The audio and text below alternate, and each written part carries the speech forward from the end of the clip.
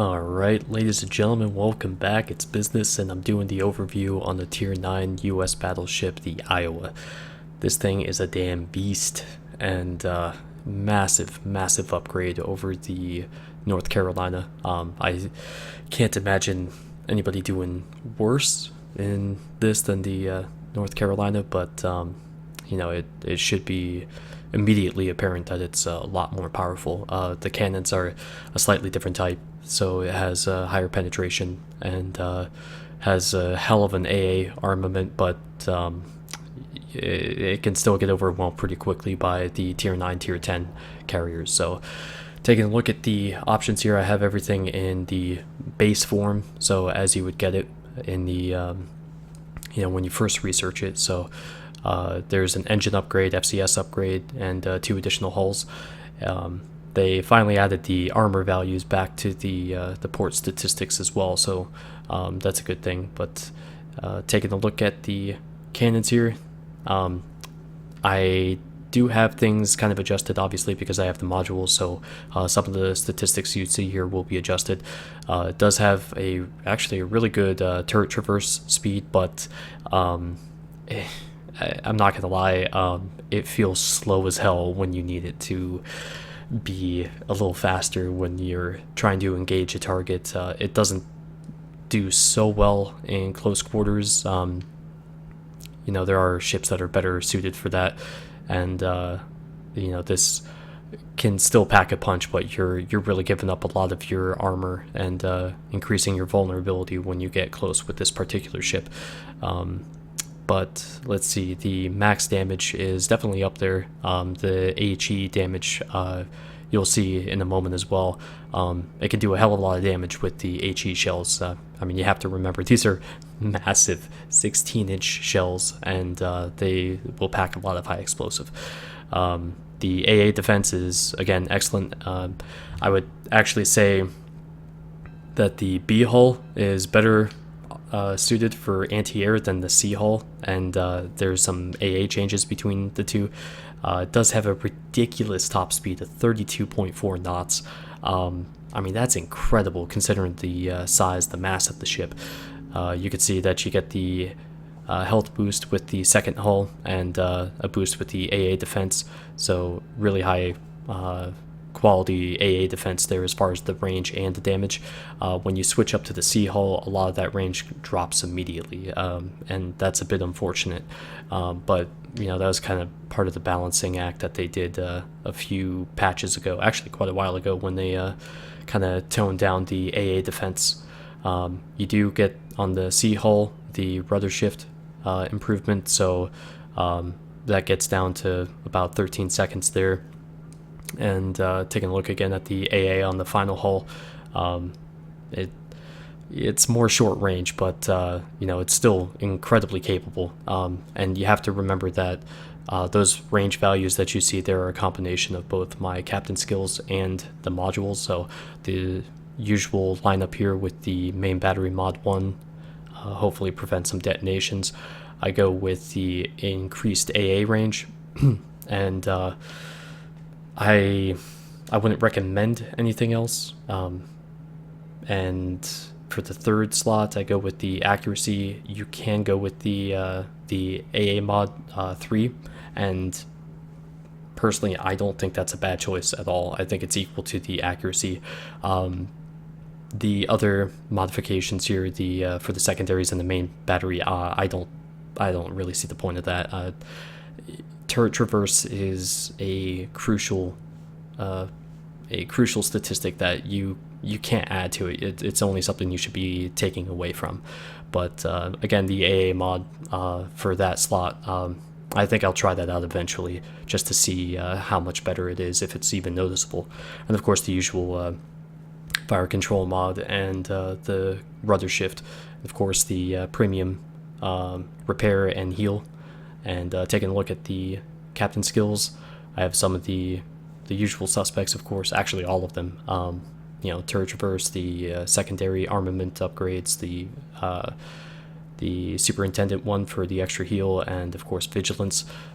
Any chance that you can get to see the torpedoes coming in ahead of time gives you just that much more chance to dodge them and minimize damage. And at this tier, when you're talking about 15 to 20 plus thousand damage from a single torpedo from a Shimakaze or God forbid a Zao, you have to take any type of chance you can get as to hopefully help mitigate some of that. But taking a look at some gameplay here, and I just wanted to point out there are a few skins available for this. I mostly use the rust-free one by AWOL Freedom, and there's a really nice skin by Tans that uses the measure camo pattern. Looks really cool, but it's only for the final hull. But since the OBT and the adjustment to various hulls, I don't know, I couldn't really get it to work quite right. But anyways, let's see. You can see some of the long range action there for sure. It tends to be pretty damn accurate even at range. I think reaching out to 20-25 kilometers isn't that much of a problem. And here's a funny little moment here. We had been getting harassed this whole particular point of the match by that Shimakaze, and loaded up HE. The carrier on our team helped me out with sending a plane over, a squadron of fighters, to reveal him. And he popped smoke, and the fighters flew back over as he started heading back the other way, and spotted him again. And I'll admit that that first salvo was a lot tighter than I would have expected. I do expect some dispersion. That's why against destroyers especially, I tend to do this type of pattern where I shoot in 3 different spots. But you could see 2 hits and then boom, right there. So the HE is really powerful. It can definitely handle its own against the destroyers, and tends to be pretty damn accurate in that respect, like the ship itself. But then I get called out for aimbot, or aim assist, whatever the hell, and I haven't had that in a little while, so really enjoyed that particular moment in that match. But I do have a full clip coming up in a moment of a match, but just like showing off some of the long-range capabilities of the ship. And looking back at this, I was wondering why I decided to turn to starboard instead of port, just in case some of those shots were coming in at me. But you can see that how they coalesce into almost a single large shell. You can really punch through armor very well with this at long range. Alright, so unfortunately this match, I just citadelled that Baltimore over there, and I'm doing good damage against the Pensacola over here. But this is one of those where RNG was heavily in my favor, just the rest of the team wasn't, and this was my highest damage match I've achieved so far in OBT. But anyways, we had pushed up through the side here, and naturally the enemy team pretty much did the same thing on the opposite end. We lost all of our ships though in the south. We have a few, I think, coming through the center there, but there was a Sims in the center channel as well, which is kind of why I'm coming to a halt here. I just wanted to potentially be able to prepare to turn in against him. But I wasn't prepared to expose my side to these other battleships here. So I had a good salvo against that North Carolina, and that one finishes him off. And then there's enemy turpits that actually there's just the one turpits over here. That Baltimore's still running away. We have a carrier in sight and in range. This actually is starting to get was getting a little tense. We were down a decent amount as far as the points are concerned, and it didn't seem like we were in a very good position to come back and win anything. So I saved my repairs here, or nope, I don't actually. Maybe that's a different one. But I had a turret disabled, so had to use the repairs and get that up and running again. You will lose your turrets a lot on the ship, and that's the nature of it. I mean, they're huge turrets, they get hit a lot, and your magazines will get hit a fair bit too. It's just part of how it goes, and you know, expect to lose 1 or 2 turrets in the match. It happens a lot more frequently than I would care to admit, but they seem to be shuffling off towards the top right of the map here and trying to get some damage into the turrets over the island here. I like using this island a lot actually on this map. It tends to work pretty well. So I'm ignoring the other cruisers that are shooting at me and just trying to get our points back in, and get ourselves back in the game. We're down 250 points, but we have 3 caps. And there's another turret, of course. And let's see. Trying to decide which one to shoot at, actually. But since he's got his side to me, I figured, what the hell. And dump a salvo into him. But the turrets, you know, I said this in the Amagi video, it takes damage very well. It's durable, but it does get penetrated very frequently by basically everything. The way its armor is set up, I mean, you have to really have to come in at a sharp angle, and by that I mean like plunging fire, to get a lot of citadels. I don't really get them in ranges below like 10 kilometers unless it's turning, and it's very vulnerable in that respect when it's turning. I chose not to turn here just because I was wondering if the other turret had fired torpedoes, and that was a really good bomb hit by the dive bombers there. But unfortunately, even though actually it's a Ranger, and even though I have tier 9 AA, I couldn't stop those planes from coming in and taking some of my health off. But he's starting to turn a little bit and get some good damage there. So again, you don't need citadels, you just need the penetrations, and you know, so long as that's consistent, the citadels, the lack thereof, they don't really matter against the turrets. It actually evens out just fine.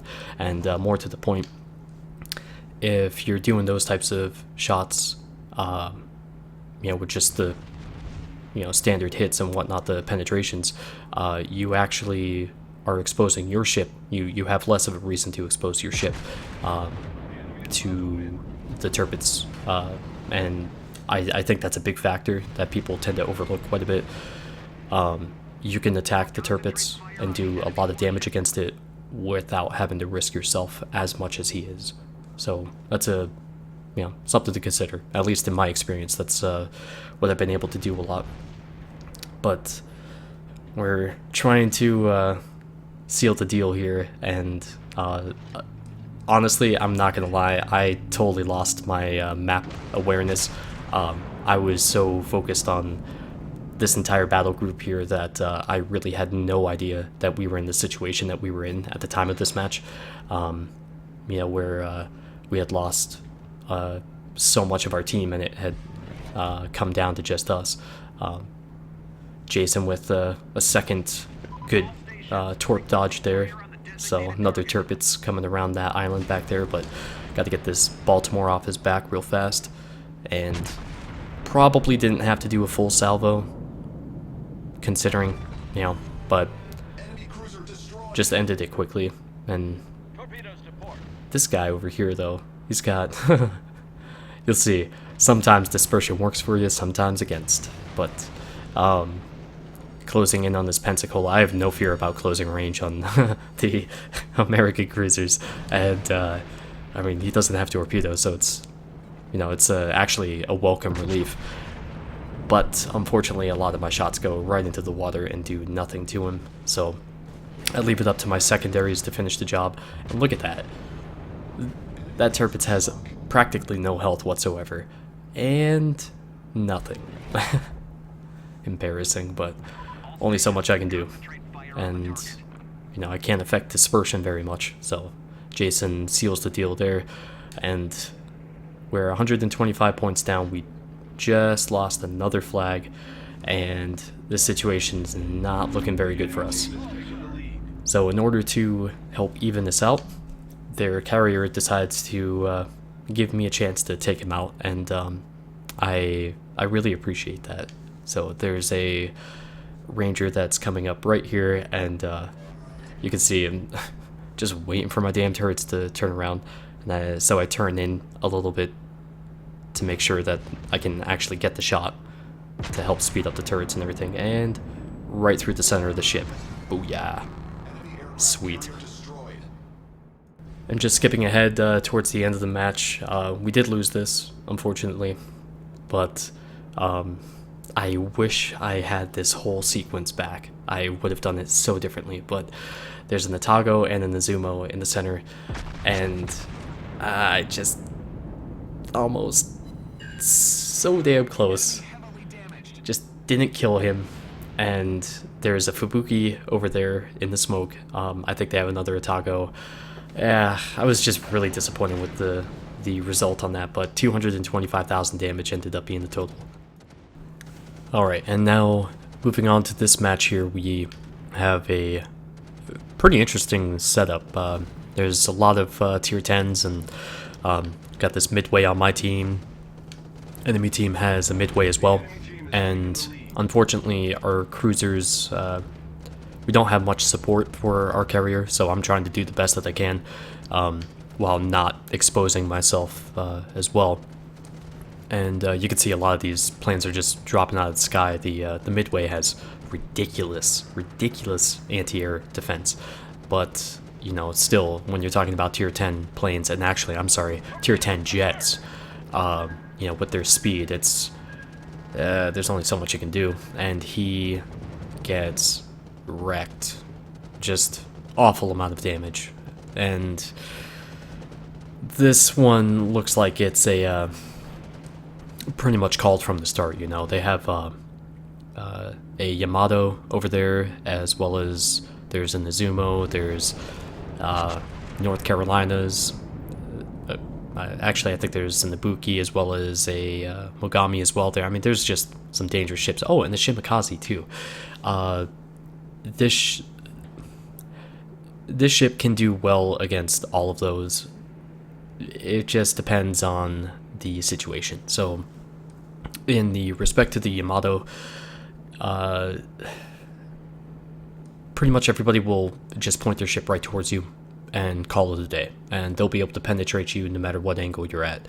The 18-inch guns on that ship are, they're just stupidly powerful, and they can penetrate the Iowa pretty easily. So when you're in that situation in this ship, and pretty much any other ship, I have no problem switching to HE. And in fact, I try to suggest it to everybody to get that damn Yamato burning and make him panic and do something stupid, exposing his side to shells, the AP shells eventually, or just forcing him to burn down. I have no respect for this type of playstyle. I mean, look at this. It's just sitting there going backwards, not doing anything, and it's boring as shit. I am not going to play like that when I get that ship, and that should be in a week or two, but I can't stand this type of crap at high tier, and it's exactly why I mix it up so much and I play ships that are in the mid tier, because this is boring as hell to me. But at the same time, if you knock a ship like that out, and if you do it early in the match, then you're free to do whatever the hell you want. And by that I mean, you can push across the map, you can, I don't know, it's the way that things gravitate towards the Yamato is frustrating, and it feels like no matter what they're doing, they control the match. And I've had a few instances where, was it one salvo? I think I was in the Izumo against the Yamato. I think it did like 16,000 damage with salvo. So I mean, you can do good damage with it. You just have to be able to hit right. But anyways, he's still backing up. He's not doing anything. and he's just sitting there burning, and now he's dead. So, way to go. And I call him out in the chat, in team chat, not as a slight against him, but to kind of get my teammates riled up. We killed the tier 10 battleship. Let's move, you know, let's get going and get this match back in our hands. But I hope that works. I don't know if it actually does. But... And so there's the Turpits off in the distance, and they still seem to be pretty well congregated in the top left part of the map here.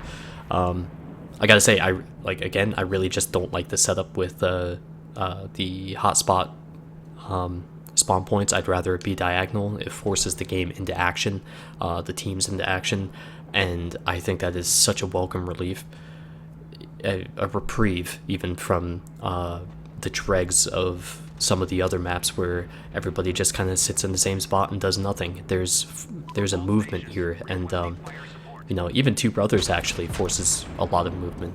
But there's an enemy Iowa on their flank here, and get a couple good hits, do about 23,000 damage, and there's some Shima Torps. No, this guy, he's a champ. He it's not like he intended to do this, but he just lost a hell of a lot of health in the combination of that torpedo and the salvo from the Iowa.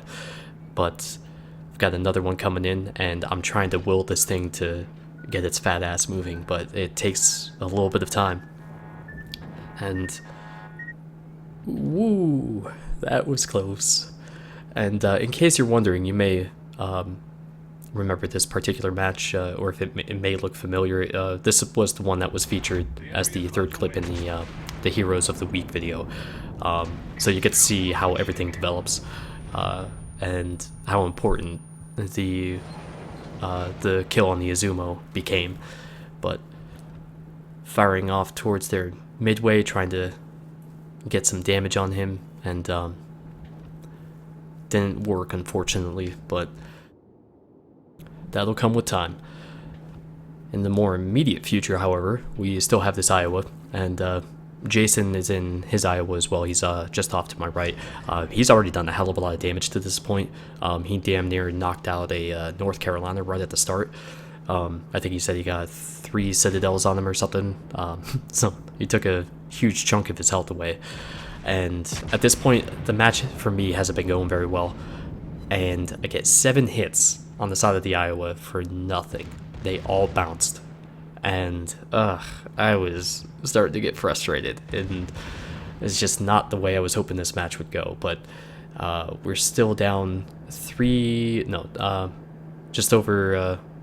around 300 points.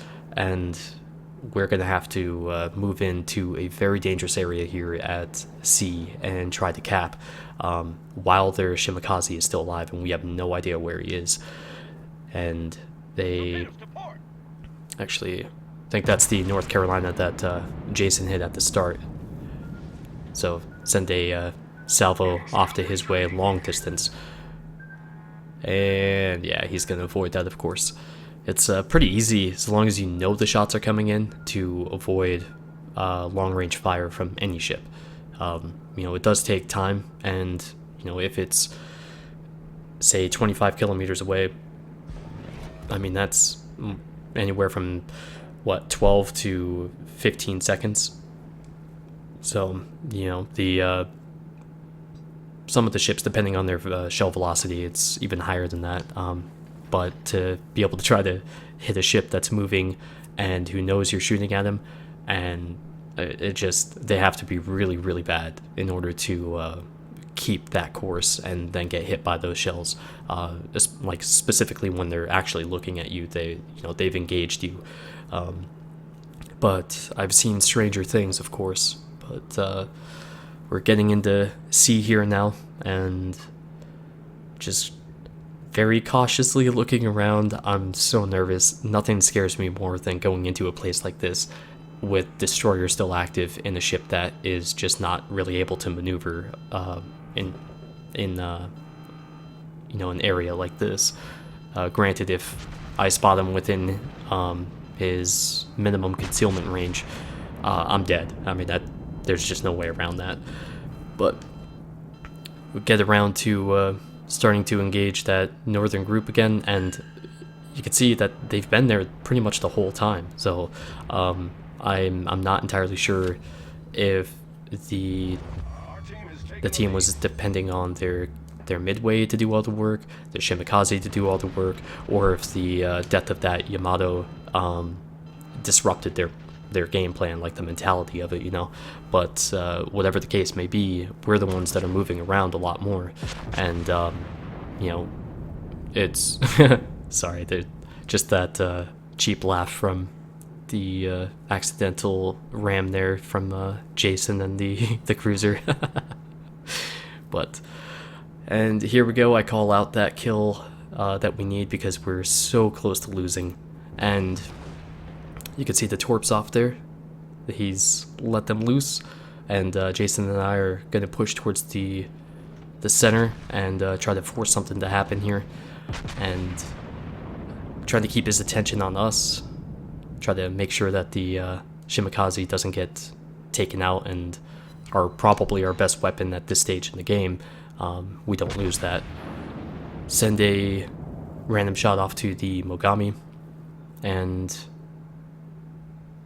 that's coming in, but look at that. My god.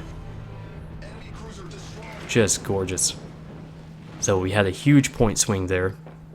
Now it's less than a 50-point difference, and we have the cap advantage. We've got the planes coming in, though, unfortunately, which that's one thing I was really lucky with at this point in the game, was that we hadn't really come under attack by the planes, and I'm not entirely sure why, but I wasn't really paying attention to where they were going, what he was targeting. But I'm not sure if I meant to stick with Jason there or what, but I'm trying to engage that midway and try to knock him out as fast as I can. I did manage a Citadel on him, which honestly, against the armor of the tier 10 carriers, it's really not as common as you would hope. They have pretty decent armor, so if they're angled even a little bit, you know, you're gonna have a lot of bounces, or you know, over pens or just regular pens. But he is just barely managing to stay alive there, and I just overshot the carrier. Could have ended that right there, but he turned in sharply enough to have the rest of the shells fly over him. But now we're getting into a fun time here. So they still have some good ships available, and you know, this match is getting closer and closer. We got the Ibuki over here, send off a salvo to him, one off to the Tirpitz. Boom, right as I Citadel him, he gets taken out with the torpedoes. Just awesome timing. And land a few more shells on that Tirpitz there. I'm not entirely sure why I decided to turn that way, actually, looking back at this. It's weird, honestly, watching yourself play. You like, what the hell are you doing? Turn left, turn left.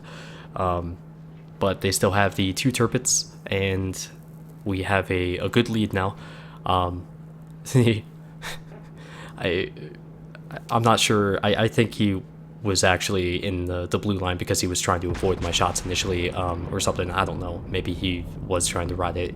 That's not something I can figure out at this stage. But and yeah, even in replays, it does lag sometimes. But we do have our destroyer creeping up close to them, so that's going to cause him to come back towards me.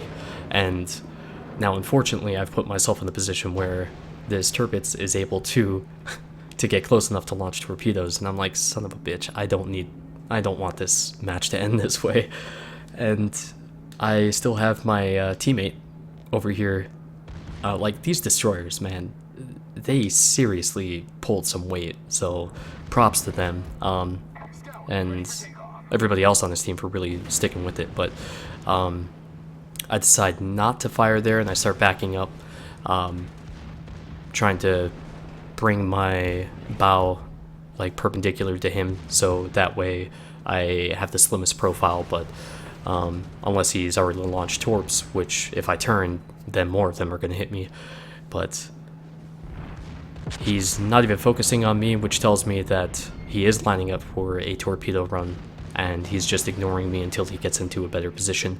And we just lost 2 more ships, and this freaking match is just going back and forth. But look at those torps coming in. Beautiful.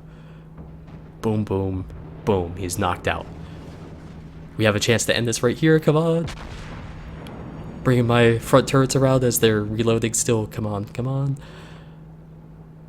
And fire. Fire. Alright, 18,000 damage. This should do it. And boom. Hell yes. So this was the triple XP weekend. So 15,000 XP, 450,000 credits. And take a look at Jason. His XP there is only 5 points less than mine without any kills. It's all about damage and what you're damaging. Didn't even actually have that much damage to begin with. It was just the quality of the targets that I was hitting that ended up earning me a lot more. Alright, and these last couple clips from the same match, I don't know, it was just a fun match, so I wanted to include it in this and go over some of the things that, you know, are good about the Iowa and bad. The obvious disadvantage that it has, despite the fact that it has a high AA rating and it does a lot of damage, you will be facing the best carriers in the game, and you'll be doing it pretty often. The AA will get overwhelmed, and it's really rough when that happens. If you're getting picked off at, you know, by the airplanes and you know, the jets more specifically, I mean, there's just almost nothing you can do except trying to stick with your teammates. And speaking of which, the 3 of us came back to engage all these ships on their cap. We did a hell of a 1-2-3 combo between the 3 of us, like against this North Carolina and the Otago. We do a really good job focusing these guys down. But anyways, the Iowa, because it is a large ship, you will get caught in turns, and you will get a hell of a lot of damage done to you. It's not as nimble as some of the other ships, of course. It is fast, that's for sure. Nobody can dispute that. I mean, 32.4 knots for a ship this size is ridiculous. But that comes at a cost, and I mean, there are drawbacks as far as the rest of the ship. I mean, your armor only protects certain areas, of course, and you will take a hell of a lot of damage over the course of any given match. But that's kind of what you're supposed to do anyways. So I think this is one of the best all-round ships in the game, if it's not the best. You know, it's a little bit more attainable than the tier 10s, costs less to run, and I think that's something that has to be factored in as well. The overall quality of the ship is just stellar. It's just all around fantastic, and I don't think anybody can go wrong using it. But hope this video, despite its length, was enjoyable for you, and I will see you back here next time, guys. Take care.